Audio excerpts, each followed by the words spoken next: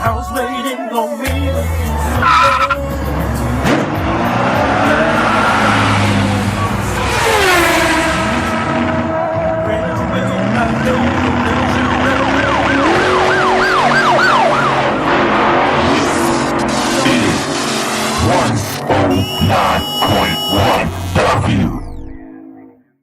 Literally? Yes.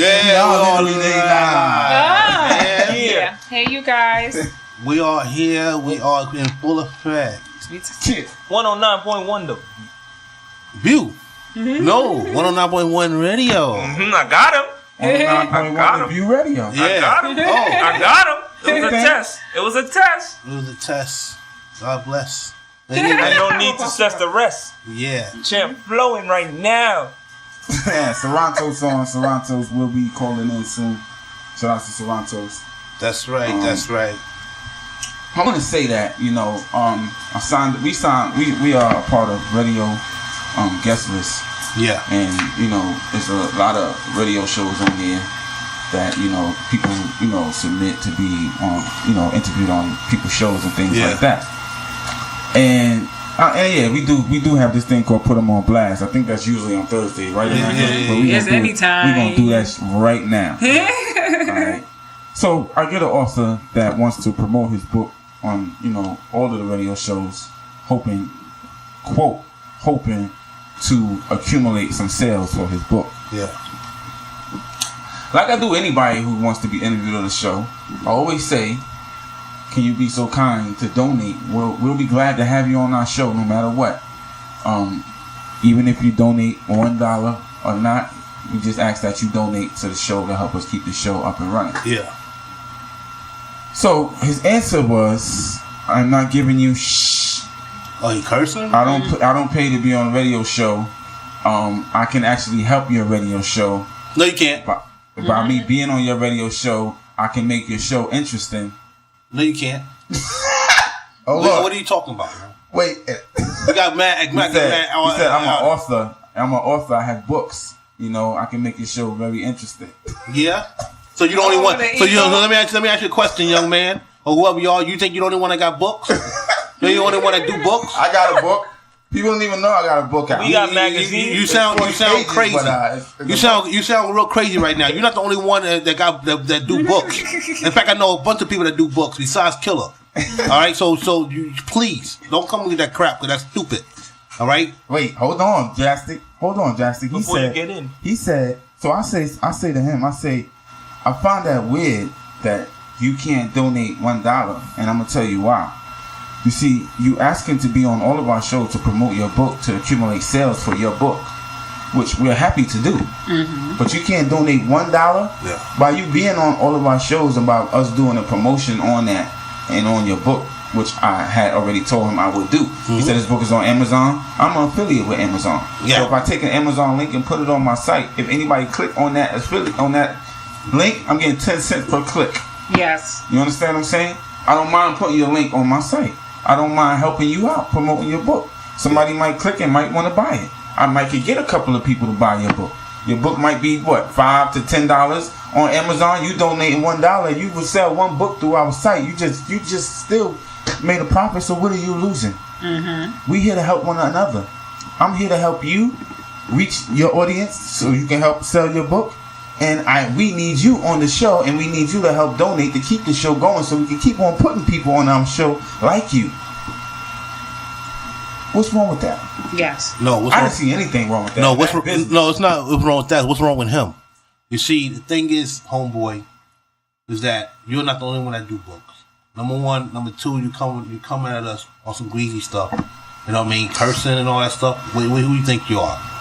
All right, and then number two, you have the nerve to have some kind of ego, like, you can help our show. Like we don't have artists that can do the same. Like that already been on the show. Like Karkana, like the Rain Rock super producer, like the lady that wrote The Matrix was on Real Vision Radio. Like, so many people we had on these shows. Freeway Rick Ross was on there. The real Rick Ross was on Real Vision Radio. The real one, not the the rapper. boss. Even though that's the my real boy one was too. on our show. Yeah. You understand? So many people was on our shows. You have no idea throughout the past 3 years. What can you actually do? Now, if you come on my, can you bring 2,000 listeners to our show just by you being on our show? Can you bring us 5,000 listeners? If you can't do that, you're really not doing nothing. Exactly. And just for that, you're not gonna be able to be on the radio, at least. You ain't gonna be on 109.1 either. Yeah, you're done. Being on this. You're done. So don't even ask any more questions. I said that. He said, "Well, I can be on. I can get booked to any radio show." Well, go ahead and go get booked. Where they get that Bitch. mindset though? Where they get that ego from? I don't know, but I know his ego stops here, and then you take the ego somewhere else. That's right. So we'll cross that ego, no problem. Real fast. Early. Straight like that. Yeah. Again, y'all tune into 109.1 and Immaculate is back in the building. Yeah, You she's guys, I back. wasn't feeling good the other day. Sorry. So the 4 of us are back again. Yeah. I'm sorry I didn't get to interview Nakia. I really wanted to talk And to her. she asked She was about on. you. She did? She sure Oh, did. God. Yeah, she did. Nakia, I'm She going to sure look did. for you, girl. I'm sorry. I felt so bad. Oh, shout outs to Metal to Music. You guys, y'all the best. How's Young Fallen Angel and all of them Young since the last Fallen time? Angel, they always been on. Just about all of them have been on the show again. So it's just really Real Vision Radio left to be for them to be on that show. There's still a few Okay. more that need to be on our show too. Yeah, yeah. But yeah. Okay. Shout outs to Miller the Music Yes. Records. I really wanted to Yeah, interview them. What they had going. What they was. I know Man, y'all had. listen, them they got a lot of rolling. things going on, man, that I like. You know what I'm saying? That I like. Much respect for them, man. It's like the artists, they grind, you know, pause in them, and you know they do their thing. They getting things done. You know, I mean, And yeah, that's right. And there's a lot of younger ones. Like I'm inspired because they're younger than us doing it. I feel like, oh my God, they are in the right direction. I'm not excluding other artists out there who's not in the right direction. I'm just saying that if y'all have a good team of people who's willing to help y'all and steer y'all in the right direction, continue. Yeah. I mean, you're gonna have people getting your ears about any situation. There's gonna be people who get in your ears, but at the same time, keep your mind open. And you know what I'm saying? If the people doing you right, you doing right. yeah, You know? exactly. So shouts to them, and And yeah. I like this young man, Sarantos. He just did his thing. I really like your music. Shout outs to Sarantos. Sarantos, The yeah. song was nice. He can be found at www.melogia.com, facebook.com/Sarantos Melogia, twitter.com Sarantos Melogia, YouTube Sarantos Melogia, and ReverbNation.com Sarantos Melogia. He is kind of all around. Well educated. and that's what I like, man. Like the fact is, I always try to tell artists, man, you know, that you can still do other things. You know, the fact is, if you want to, in the music industry alone, you can still do other things. You don't have you don't just have to be an artist. You can also be an entrepreneur. You can also be a businessman in it. You can be a songwriter, write for other people. You know, find a second thing you can do in the industry, record executive, whatever. You know, you don't have to stick to one thing. And Yes. this guy, he's basically showing you, and that's great. He's proven You it know, because he a proved lot it. of people mistake rappers to be people of hustling. Yeah. You get what I'm saying? But- Singers are people in strip clubs and Yeah. prostitution. Yeah. It's like people can't have a brain Yeah. actually in this music field. Well, there's a lot of people in the music industry that have a brain. See, you gotta understand something, especially in hip hop. A lot of rappers put on this facade because It's the image. it's the You're trying image. to sell. Because I know of certain rappers right now. If you put them in front of a bunch of people that can speak fluent English and get asked a question, they'll talk like they ain't they're not from the hood. You know what I'm saying? I seen it from my own eyes. I heard it from my own eyes. The guys that you see be like, yeah, you know what I'm saying? You know, I'm the. They go on TV, talk to other people, other different cultures, and they talk like they've been to college 4 times over. Yes. Killer Mike is one of them. I just heard of him when talking about situations that happened in Ferguson. He was talking like he got Michael Eric Dyson, man. Like, yeah, come on, but he's a rapper. Yes. You know, and I saw other rappers like that too. I mean, Tupac was another one. Like, so that's why I said it's You can all tell, yeah. it's all entertainment, and also you understand something, man. Like, so one thing about people to understand about our culture is that we do this amongst ourselves. You know what I'm saying? Because I have not yet saw a person in our culture get on YouTube or whatever and type the way we speak amongst ourselves. I ain't never seen it yet. You know, I ain't never seen it. I see them type in like they actually have some education. Every person in our culture, every black person, I'm sorry to bring it up, but I'm just saying. I ain't never seen it. I never, you know, because when we talk with each other, you know, it sounds like we saying this and that, you know, like, you know, ebonics, like this and that, you know, so therefore, if you try to write it out, it'll be with a D instead of a TH. Yeah, but I never seen it. I never seen even the thuggish dudes on Facebook or with YouTube write like that. They write like you get that from a lot school. of other cultures other than our own. Yeah, we may be illiterate and ebonically speaking, but we know we have grammar when it comes to writing it down on that pen and paper. I know, because the fact is we have to amongst each other. It's kind of like similar to Jamaicans, like they do twat amongst each other. You know, that don't mean that they're gonna type like that. Yes. But unfortunately, a lot of people, when they hear black people in America talk like that, they think that we have no education. But they don't know that we just speak amongst each other. But when we see them do it, they like, oh, this is how we speak. Yeah, this is I mean, come on. So if we could that's right. So that's my point about rappers. Like you don't automatically assume that the facade of a rapper, that's what he is in real life. But he could be a well-educated person. But it is affecting a lot of our society. It is drastic. You know, a lot of kids, even the white kids in the white world, they getting the fitted caps and riding it over their eyes like this is hood and this is the rap life. I know, that's not I know, but once life. again, I haven't seen a black person go into a job interview just like that either. See, it's all about what we do amongst each other. You know what I mean? Now, if you be a fool and going to go dress like that to an interview, a job interview, you're stupid.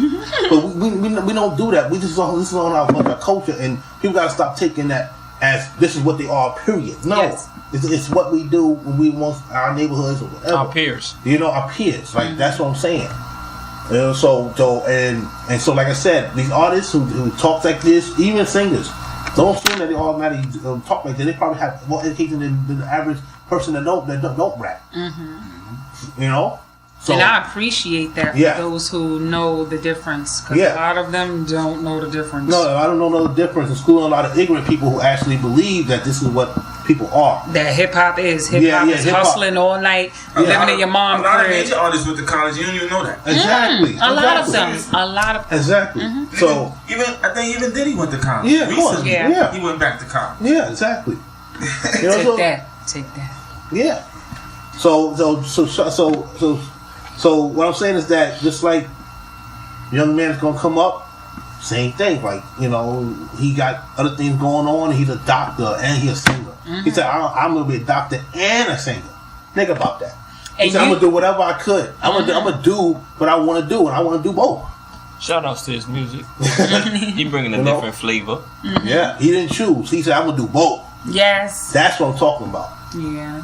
Both. He doing three and that make 4. And that make 4. Yeah. He's actually doing a little bit more than that. Yeah. He just didn't share yet, but he's doing a whole lot. Well, yeah. You know, so shout outs to Sarantos. Yeah. And don't forget, we're gonna have Legion DYs and Mr. White Thursday night right here on 109.1 W. Yeah, shout out to Legion DYs for that Legion Kroom album, man. That thing was off the hook, man. Yeah. Shout out to Adrian Kroom too, man. You know what I'm saying? He had sent me some beats. You know what I'm saying? The work on I did for my album that's supposed to be coming soon. Shout out to Adrian Kroom too. So, yeah. Definitely. Shout out to Legion DYs and Adrian Kroom. And shout out to both of y'all for that Legion of Kroom. Yeah, it's off the chain. Yeah, definitely. I'm going to play one of the songs tonight. Yeah. definitely. Yeah. And Mr. White, we got you, man. We got you, definitely. Definitely. Mr. White is the newest. Yeah, remember Against Me Entertainment. And he's nice too. Yeah, man. Shout like out that. to him. Yeah, definitely. Shout out to him. Any more shout outs you want to make, Justin?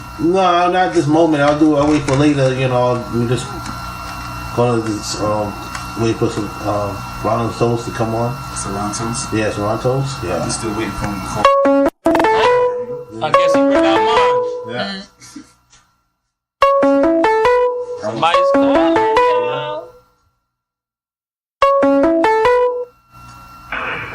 Hi, caller, you're live with The View. Hi, this is Sarantos. I was calling in for an interview. How you feeling? How you feeling? Good. I'm doing fine. How are you guys doing tonight? We okay, honey. Too blessed to be stressed. Yeah, definitely. So yeah, we just listened to your song. I know you heard it. I love it. Yes. Oh, thank you.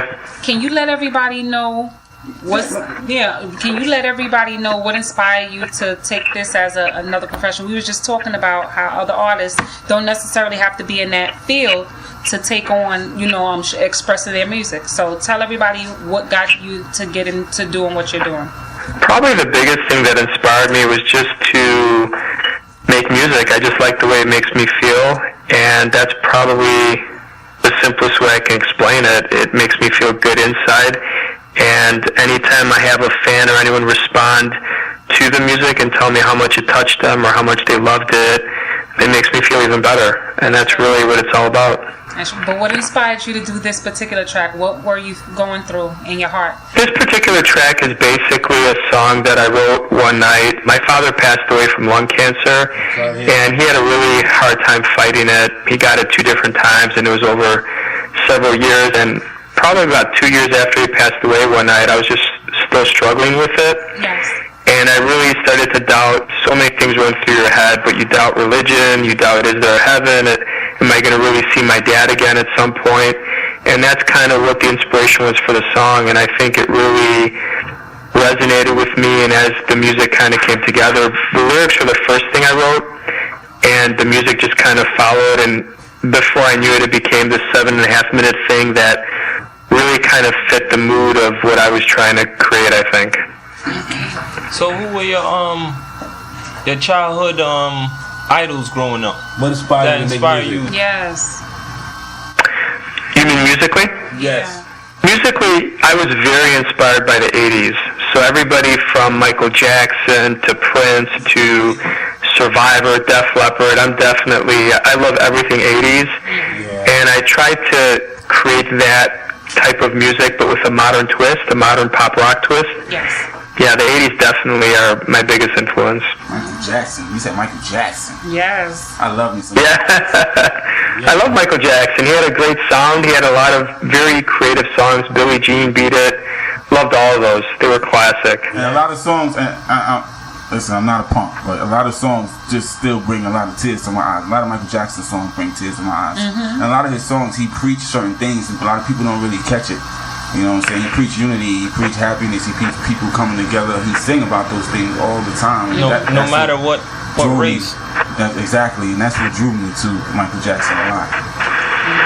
Yeah, I agree with you. I think Michael was tremendous. And the one thing that I always particularly loved about him, too, was his videos.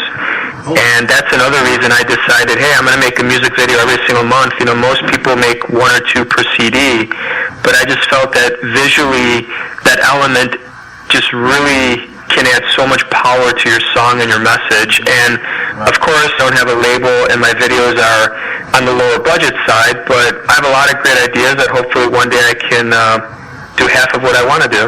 That's right. Definitely, But definitely. you already took that initiative, honey. Yes, definitely. Yeah, I'm trying. Yes. What aspect of making music excites you the most right now? I think right now the thing personally for me that excites me the most is when people actually appreciate what you create. As an indie artist, you go through so much time where you're kind of doubting yourself and you're like, no one's even listening to this. And you kind of look at your social media and there's like 1 person, 2 people. But I think right now I'm kind of definitely in a growth curve. And this song, What If I Never See You Again, the coolest thing that I've seen in the last couple weeks is, I think 2 weeks ago it broke the top 200 for radio airplay in the United States, which I was super excited about because I've never had a song do that. And then last week it went up to number 158. So it's really cool and exciting because here I am, most people spend a couple $100,000 to get radio airplay with big labels, and I'm looking at myself and I'm ahead of Madonna, who's another 80s person that I loved some of her music, and I'm like ranked ahead of her on radio airplay in the US. So it's humbling, it's exciting, it just really, I don't know what to say, it's surreal. I love radio airplay. I use radio airplay for my music as well, and I also use number 1 music for my music as well. As far as radio airplay, I love that so much. Yes. I think I was in the top 100 at one point about a year ago. So radio airplay is definitely a good spot to send your music over and get your music aired. Yeah, exactly. Definitely. What aspect of making music gets you the most discouraged? Wow. Probably the marketing part to it. You really still need a tremendous amount of support to try to get where you want to go as an artist. And obviously the music, the song has to be powerful, but that's always the most discouraging. When you look at how many times has this happened where we hear a song and we're not necessarily thrilled with it, but you keep hearing it everywhere and they beat us to death with it, and eventually you're like, oh, that's a pretty cool song. So I just think at the end of the day, whether it's Spotify, on the radio, wherever, the big labels have marketing dollars, and it does make a difference. So that's probably the most discouraging, is trying to compete with that. Well, as an indie artist, you not only have to compete with the majors, you got to compete with a lot of indie artists as well. So you really competing a lot to even get heard. Yeah. Do you have any up and coming projects? I do. I have a couple of things I'm working on because I'm always trying to surprise the fans. But at this point, one of the things that's the most challenging is trying to finalize my band, because I definitely want to start performing more live performances. I did the Toronto Music Festival last year, and it was a lot of fun. And it's a huge challenge when you're a solo music artist. I wish I could just go out there by myself, but I probably look right sitting up there by myself. So trying to have session musicians that you hire to do the guitar, the synth, the bass, the drums, it's really hard to find people that are reliable. And that's probably been one of my biggest focuses, is trying to get that going, because I want to start gigging. I want to start doing more stuff. It's hard to do that when you don't have a solid band that's reliable. Yeah, and I can relate to that too. Not having people reliable, or having a solid band or team or group behind you. Yeah. To actually, help you out when you need them, and stay, consecutive. And some people, they there for a minute, and the next day not. So, so sometimes you just have to suck up and kind of do it on your own. It's crazy. They just won't show up. Yeah, definitely. Is there a particular song or musical passage that never fails to move you emotionally? Of my songs, or just any song in general? Any song, a particular song. It depends what mood I'm in. If I'm in, one of the songs that one of my all-time favorites is Survivor's Eye of the Tiger. Yes. I keep thinking of Rocky 3, and anytime I hear that song, I just want to go work out. I just want to start weightlifting, playing football, running, anything. So that probably is one of my favorite songs. It really gets me going. Yeah, that's one of the great. I remember that song as a kid. That's one of the great songs of all time. Any song that was from the Rocky soundtrack get you wanting to run or do stuff to get you amped. So you just run up the top of the stairs and just yell Adrian or something. Oh man, what's one of your all-time favorite recordings? There's so many favorites I have, but probably What If I Never See You Again is my favorite so far, just because it's about my dad. It's a personal message. It has gotten rated the highest in crowd reviews and different things I've done, but it really, to me, every time I sing it, it's authentic, it's real, it reminds me of my dad, and I think a lot of people can relate, because unfortunately in this world, you're very lucky if you haven't lost someone close to you, whether it's a family member or friend, but eventually you're going to go through that. And I think at some point you are going to have doubts, are you going to see them again? Is there an afterlife? Is it their spirit, their essence, their soul? Are you going to see them again? And I think it really, to me, is very touching every time I hear it and sing it. Yeah, I definitely can relate to that, because I had lost my mother in 2002 and then my pops in 2010. So I definitely relate with what you're saying in that song. The song was awesome. It's an awesome song. We played it earlier. Yeah. And I said it. I know you had a little struggle trying to get it all out first before you actually compose it the way you have it right now. Definitely. You had to challenge that one. Yeah. Definitely. Sarantos, do you have any recent or upcoming projects you'd like to share with us? The band thing is the biggest thing I've been working on, but I am going to continue to release a new song every month, a new video every month, a new book chapter for my fiction fantasy book I'm writing every month. So I encourage all your fans to email me, message me, because I get a lot of input from the fans, and they've helped me grow. Some of these things I wasn't doing before, and the fans kept asking for a lyric video, so this year I started doing a lyric video every month also. So anything people recommend, I'm all ears. So you could also tell them, for the listeners that never heard you, tell them where they can locate you or see your videos. Yeah, absolutely. So my main website is www.melogia.com.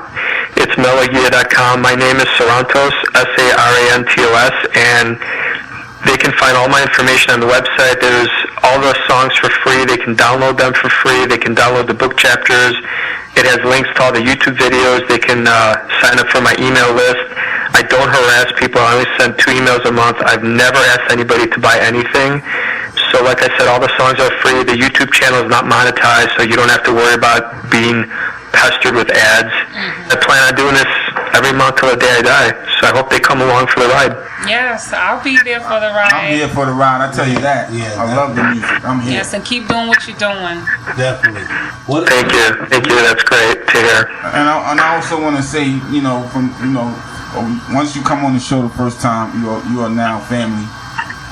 Us here at 109.1. So I want you to always, every time you drop a new song, every time you do something new, make sure you give us a call. Let everybody know what's going on with you. You can do that right here on 109.1. Just call us up or email us and email Real Independent Media Group and let them know, you want to be on the show, and they'll make it happen right away. Once you come on the first time, you're always welcome. Thank you. I really appreciate that. And I'll definitely email you guys the new song every month, and I'd be happy to be on anytime you guys will have me. Great. Definitely. Now, what's the story behind the name of Sarantos? The name? Yes. So Sarantos basically in Greek means Sam, and my name is Sam, so I thought it'd be a very cool stage name to kind of be a little bit authentic and genuine to my heritage. So that's why I picked Sarantos. And to be honest, when I Google searched and looked on Facebook and everywhere trying to decide what I was going to call myself, it wasn't taken, and it was kind of a virgin name, so I thought I could brand it very easily. Great. And it's unique. I haven't heard it. So I was just about to say the same thing. It's a unique. It brings a new essence to the name, How long have you been singing, Sarantos?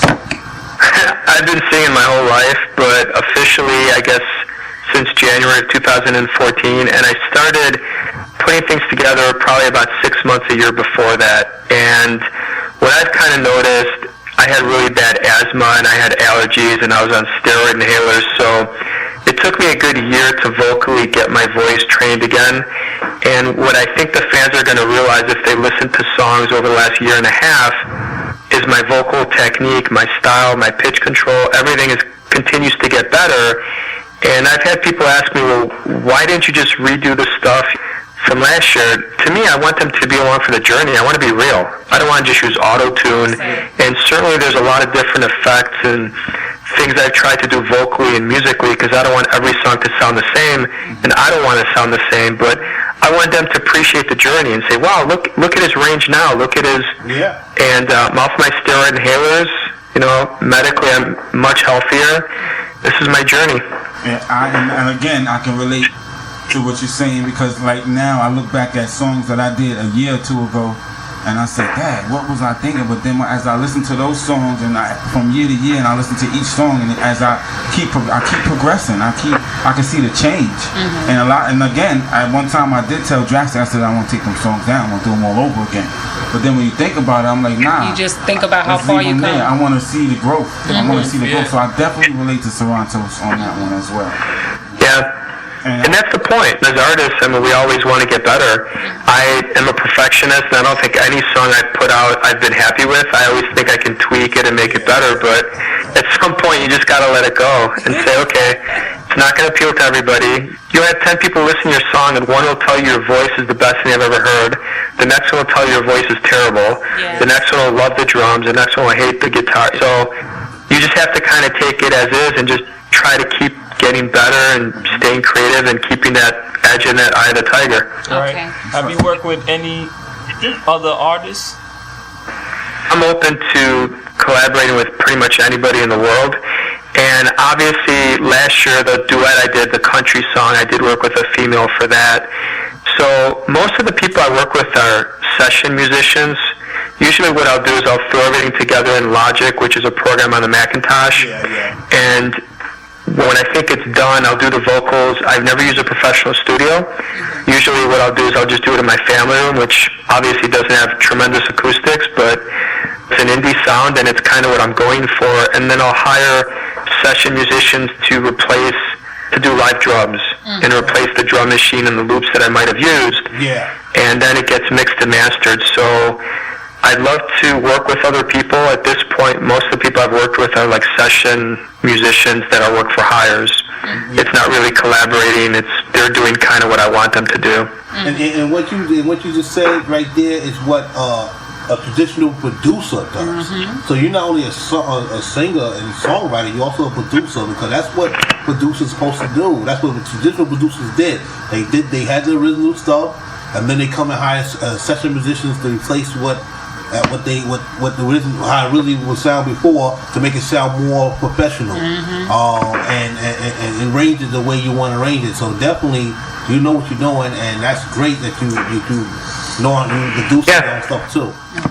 Yeah, and it would be fun. I'm not going to lie, it'd be very fun to work with some big name producers at some point, but I can't imagine that would happen anytime soon, because I think most of those people, to give away points and to do kind of all that stuff, most of those people are assigned to a label and they have bigger budgets than I would have. But you never know what the future is going to hold. I want to say, like, I see you have a lot going on. I heard you say something about a book earlier, and I see you do the music. I'm going to give you this question, because I was hitting over to this question here. Do you see being a singer as a career or as a hobby? I honestly look at it as a career, and I think I've made no secret that I have a day job and I do something else for a living. So clearly I'm doing this on the side, but I would love nothing more than to do this full time and hopefully tour around the world and keep doing it. But I'm trying to be realistic. I haven't moved to Los Angeles and given up my entire life thinking that I'm going to make it, but I'm working hard every day, and I work on the nights, weekends, 24/7 whenever I can to try to make my dream come true. Yeah, and you're putting it into, and what you're doing that with the job you got, and you're putting it back into your career. So that's great. That's great. That's what you're supposed to do. You know, definitely. Are you trying to reach the younger crowd, or are you trying to keep it within our from the 80s style, or are you trying to incorporate that to the young people, or just keep it our mainstream, all the people from the 80s, because I'm an 80s baby too? Yeah, it's hard to answer that. I'm just trying to reach, if I had to pick a demographic, I guess I would say probably my biggest demographic is 18 to 50. When I look at some of the statistics on Reverb and some of the, some songs appeal to 18 to 24-year-olds, others appeal 35 to 44-year-olds. And I think part of what I've done when I said I didn't want every song to sound the same, I didn't want to sound the same vocally, I have such a wide variety of genres and different types of things I'm doing that I have songs that do appeal to the younger demographic. I have songs that appeal to over 55-year-old people. In general, a lot of my music, probably the band that people think I sound the most like is the Beatles, believe it or not, which I didn't think that, but it just consistently, every other song seems like that's the number one band that people think I sound like. And you too as well. I said the Beatles and the YouTube. We were talking about it. We were talking about it. So you were right, see? We were talking about it before we got it on, and we said that, and we was like, Mackie was like, what's that guy that got the Beatles that got the darkest hair? That always playing the guitar and quiet. I said George Harrison. He said, yeah, that's what he sounds like, George Harrison. Definitely. Yeah. But it's terrific. Like I said, it's a breath of fresh air from what I'm used to hearing, and more power to you. That's why I said, he's welcome to send his songs send them every month, because we need that style here. It's good to hear.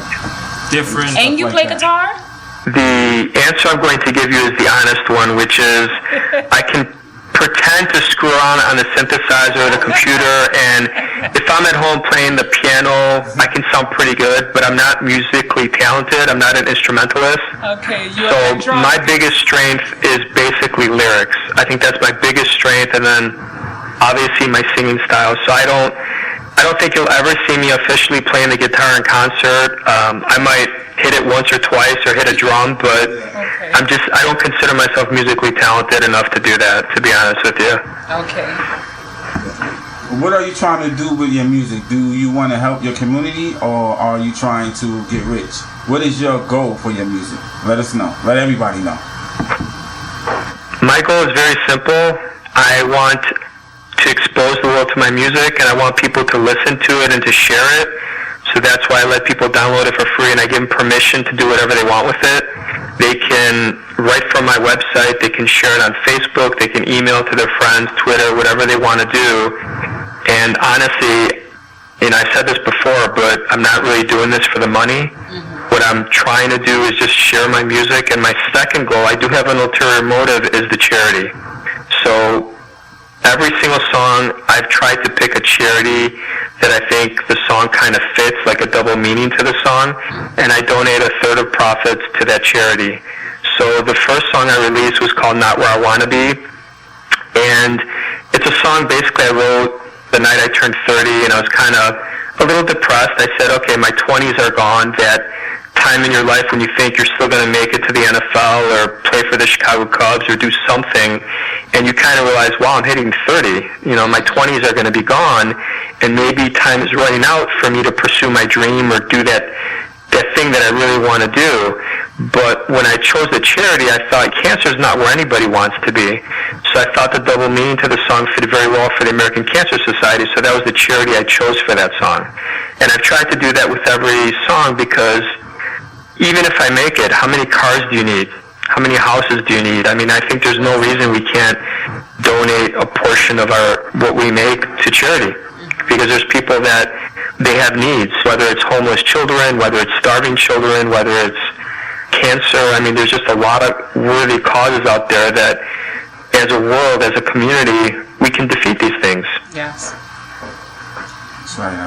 I'm happy to hear that. I'm happy to hear that. There's artists out there that's taking percentages from their makings from their songs and actually giving it to charity. Not a lot of people are doing it. And not a lot of people are doing it for the reasons that you're doing it for. A lot of people are doing it for other reasons, and the reason that you're doing it for, I'm happy to hear that.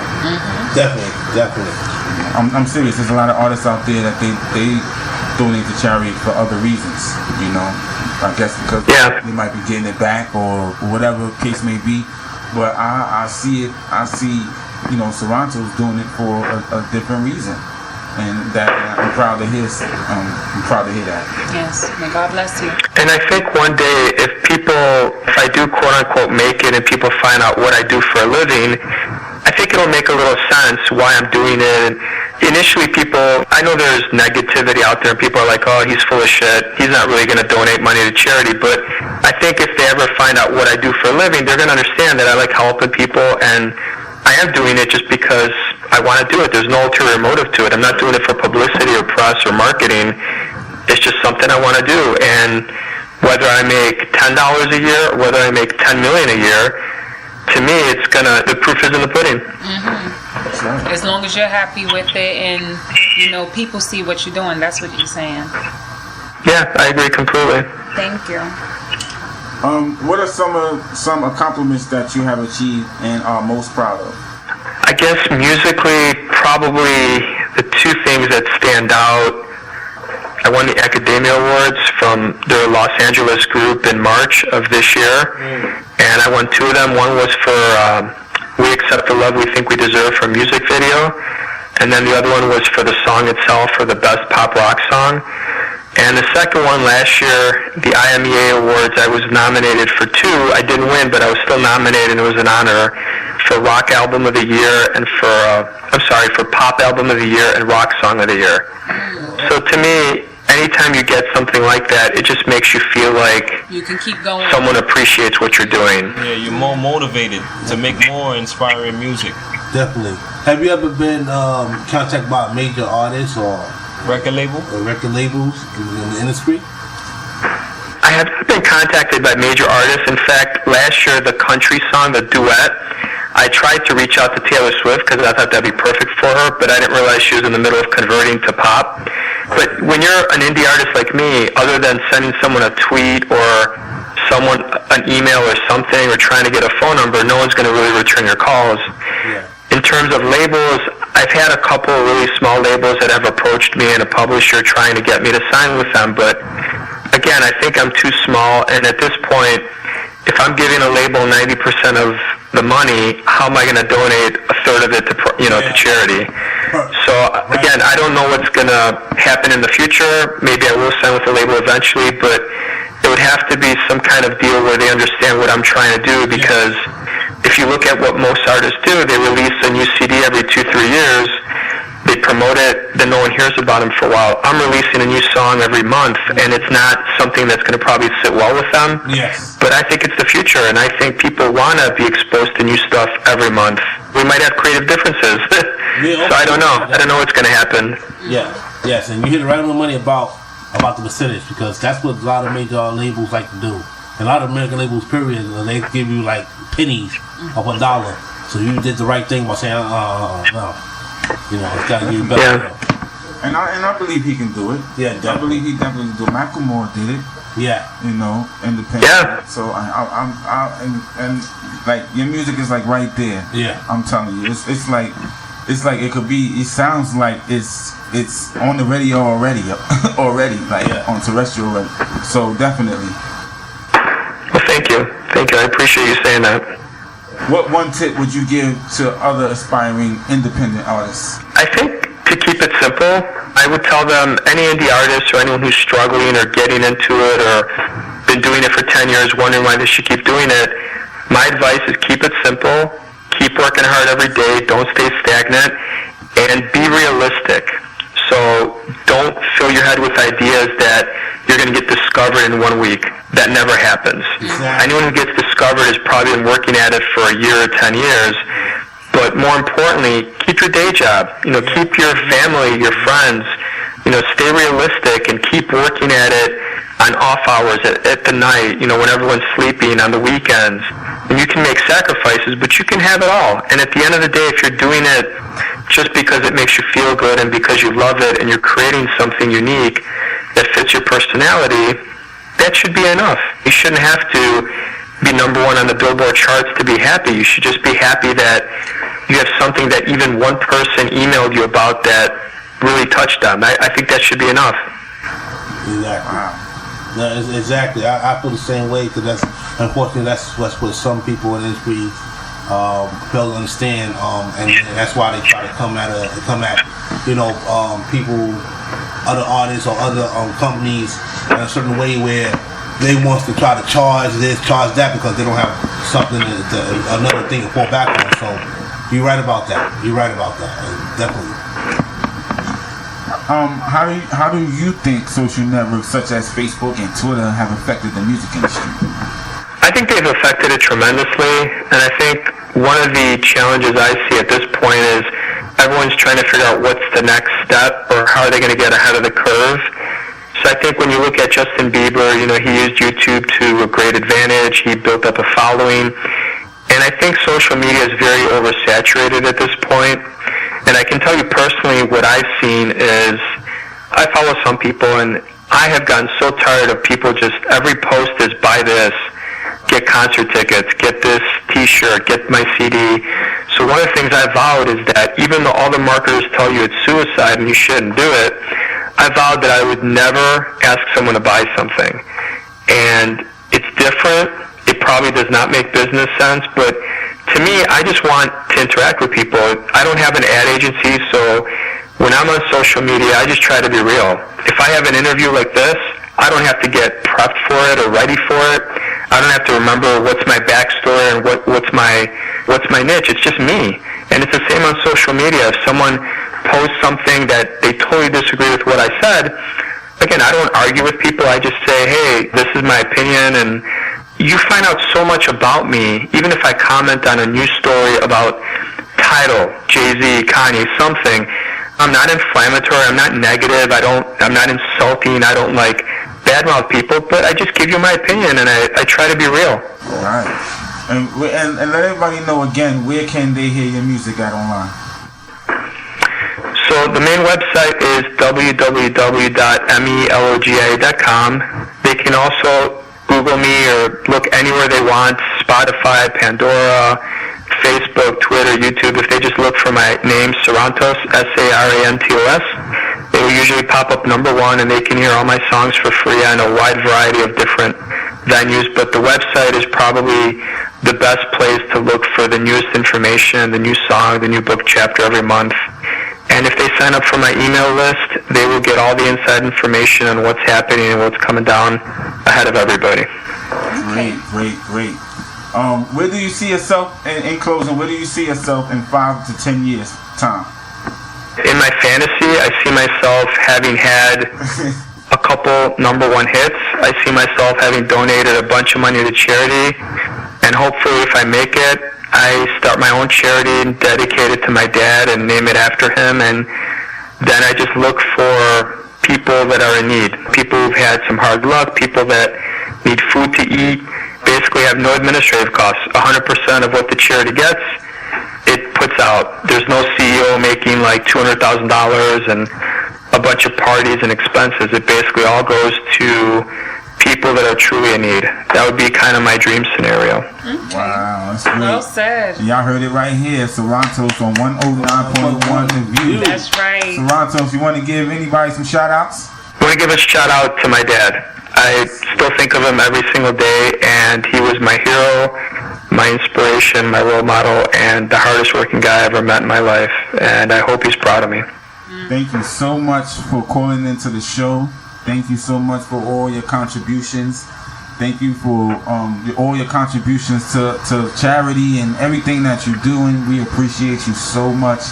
We definitely are glad that you're on, and we want to make sure that you keep on coming on the show and keep on sharing what's going on with you to all the fans out there. Wait. Before he go, are you single? Nah. No, I'm not. All right, ladies, you're not single. And you know, that's inside information. I haven't revealed that to anybody, so you're the first to hear that. I really thank you guys for having me, and I tremendously appreciate it. It was a blast, and I'd be happy to be on anytime. Thank you so much. Thanks for calling in. Okay, you guys have a great night. Thank you. Bye. You too. Bye. Ladies and gentlemen, this is Sarantos, called A Child's Mind. All right, here we go. 109.1 W. Yes. As a child, I was so young.